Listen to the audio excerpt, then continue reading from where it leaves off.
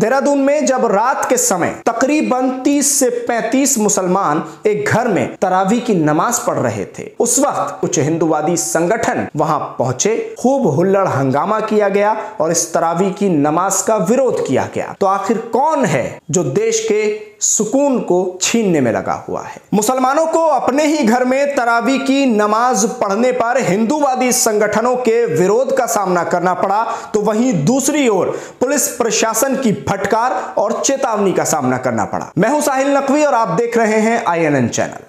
अगर अभी तक चैनल को सब्सक्राइब नहीं किया है तो सब्सक्राइब जरूर कर लें और हमारी हर खबर की पहली नोटिफिकेशन के लिए बेल आइकन जरूर दबाएं। खबर है देहरादून से। देहरादून में एक मुस्लिम घर में कुछ 30 से 35 लोग तरावी की नमाज पढ़ रहे थे। आप जानते हैं कि रमजान का महीना चल रहा है। इस रमजान के पवित्र महीने में मुसलमान तरावी की नमाज पढ़ते हैं और ये तरावी की नमाज जब मस्जिदों में जगह नहीं होती है तो कभी कभी ऐसा किया जाता है कि लोग अपने ही घर में तरावी की नमाज कायम कर लेते हैं और तरावी की नमाज कहीं 10 दिन की होती है तो कहीं 30 दिन की, तो कहीं कुछ दिन में ही तरावी की नमाज समाप्त हो जाती है, खत्म हो जाती है। लेकिन ये तरावी की नमाज रात में इशा की नमाज के बाद मुसलमान अदा करते हैं और इस नमाज में नमाज पढ़ने के साथ साथ मुसलमान देश के लिए अमन, भाईचारा, प्यार, मोहब्बत की दुआएं भी करते हैं, देश की सलामती की दुआएं भी करते हैं। लेकिन जो खबर देहरादून से सामने आ रही है, इसी तरह की खबर पहले एक बार आपको याद होगा पिछले साल मुरादाबाद से भी सामने आई थी और इस खबर के आने के बाद मुरादाबाद में भी इसी तरह की कार्रवाई पुलिस प्रशासन के जरिए की गई थी, जिस तरह की कार्रवाई आज देहरादून में की गई है।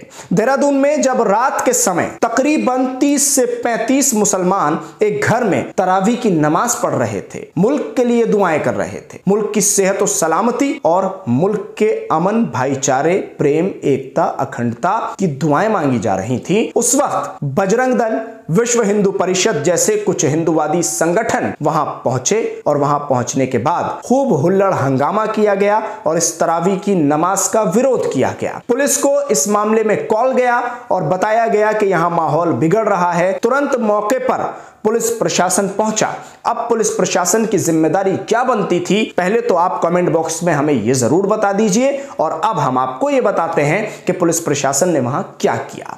पुलिस प्रशासन ने हिंदूवादी संगठनों को किसी भी तरह की कोई चेतावनी नहीं दी, किसी भी तरह से उनके ऊपर कोई सख्ती नहीं की, लेकिन जो मुसलमान शांतिपूर्वक तरीके से अपने घर में नमाज पढ़ रहे थे तरावी की और जिनके जरिए किसी भी तरह का कोई खतरा किसी को नहीं पहुंच रहा था, उन लोगों को फटकार भी लगाई गई, उन लोगों पर सख्ती से निपटा भी गया पुलिस के जरिए और यह चेतावनी भी दी गई कि अगर आइंदा आपने इस तरह अपने घर में नमाज पढ़ी तो आपके ऊपर सख्त कार्रवाई की जाएगी। तो देखा आपने किस तरह से मुसलमानों ने अगर अपने घर में शांतिपूर्ण तरीके से नमाज पढ़ी है और उस नमाज में देश के लिए दुआएं भी की हैं, तो फिर भी उनको हिंदूवादी संगठनों के विरोध का सामना भी करना पड़ा और उसी के साथ साथ जब पुलिस मौके पर पहुंची तो पुलिस की चेतावनी और फटकार भी उन मुसलमानों को झेलनी पड़ी। इसी तरह का एक मामला मुरादाबाद से पिछले साल सामने आया था, जहां एक गोदाम में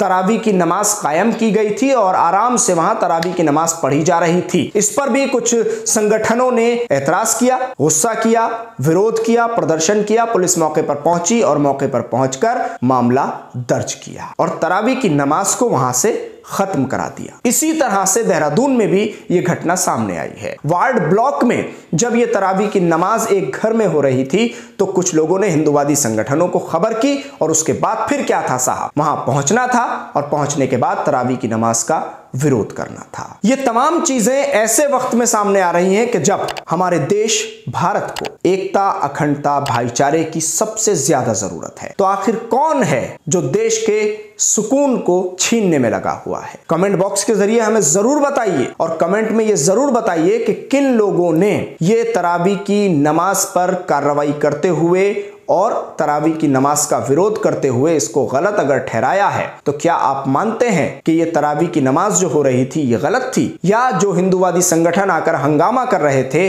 वो गलत थे? ये हमें कमेंट के जरिए आप जवाब जरूर दीजिए। आप अक्सर देखते हैं कि नमाज को लेकर विरोध किया जाता है, कहीं वो जुमे की नमाज का विरोध किया जाता है तो कहीं पर तरावी की नमाज का विरोध किया जाता है।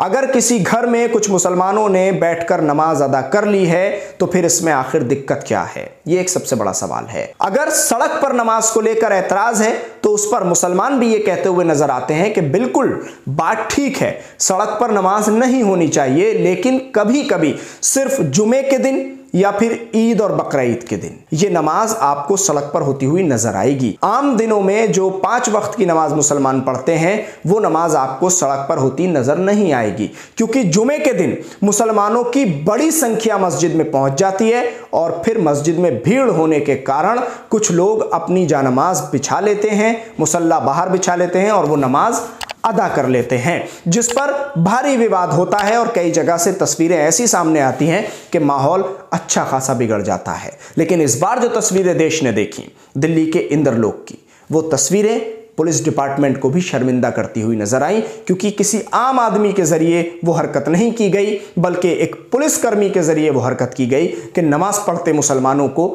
लात मारी गई। इन तस्वीरों ने पुलिस डिपार्टमेंट का सर शर्म से झुका दिया, जिसके बाद कार्रवाई की गई। ये तमाम खबरें आपको हम दे चुके हैं, एक सिर्फ मिसाल के तौर पर आपको समझाने की कोशिश कर रहा हूं। 5 से 10 मिनट की जुमे की नमाज होती है और वो नमाज अब यह कह दिया गया है, चाहे दिल्ली का कोई भी इलाका हो या कहीं का भी कोई इलाका हो, मस्जिदों में जो नमाज होगी वो जुमे की नमाज अगर लोग एक बार में नहीं पढ़ पा रहे हैं तो उसे 2 बार किया जाए, अगर 2 बार में भी नहीं पढ़ पा रहे हैं तो उसे 3 बार में खत्म किया जाए, लेकिन सड़क पर कोई नमाज ना पढ़े। यह है मुसलमानों का बड़ा दिल, जो मुसलमानों ने अपनी इबादत को लेकर दिखाया। अगर वहीं आप किसी और समुदाय के लोगों को रोकने की कोशिश कीजिए या उनकी किसी भी यात्रा पर या किसी भी तरह के किसी प्रोग्राम पर जरा सा कोई ऑब्जेक्शन करके दिखाइए तो आप देखिए किस तरह का हुड़दंग, किस तरह का हंगामा आपको देखने को मिलेगा। मैं सबकी बात नहीं कर रहा हूं, कुछ ऐसे लोग मौजूद हैं जो असामाजिक तत्व हैं, जो शरारती तत्व हैं, वो हंगामा जरूर करते हुए नजर आते हैं। लेकिन मुसलमानों ने इस पूरे मामले में भी बड़ा दिल दिखाया।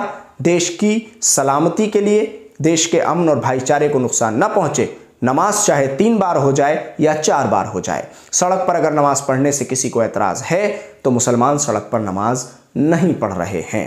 अब आपको देहरादून का जो वाकया मैंने बताया है, देहरादून की जो खबर मैंने बताई है, इसी तरह के कई मामले ऐसे हैं जो देश में लगातार सामने आते रहते हैं। अगर घर में तरावी की नमाज हो रही है, तरावी की नमाज पर दिक्कत, उस पर एतराज, उस पर ऑब्जेक्शन, क्या आखिर तरावी की नमाज से किसी को कोई परेशानी हो सकती है? क्या उसमें शोर मचाया जा रहा है, डीजे बजाए जा रहे हैं, ताशे ढोल नगाड़े बजाए जा रहे हैं, शहनाइयां बजाई जा रही हैं? बिल्कुल भी नहीं। क्या वो नमाज लाउड स्पीकर पर तेज आवाज से हो रही है? बिल्कुल भी नहीं।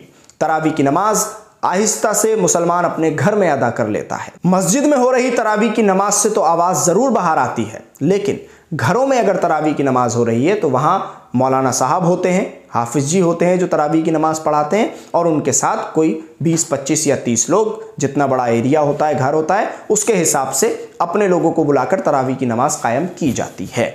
लेकिन इस तरावी की नमाज से बेइंतहा दिक्कत उन संगठनों को होती है कि जो खुद किसी भी चीज का कोई ख्याल नहीं रखते, ना किसी मर्यादा का ख्याल रखते हैं और ना ही किसी के धार्मिक सेंटिमेंट्स का ख्याल रखते हैं, ना किसी की भावनाओं का ख्याल रखते हैं।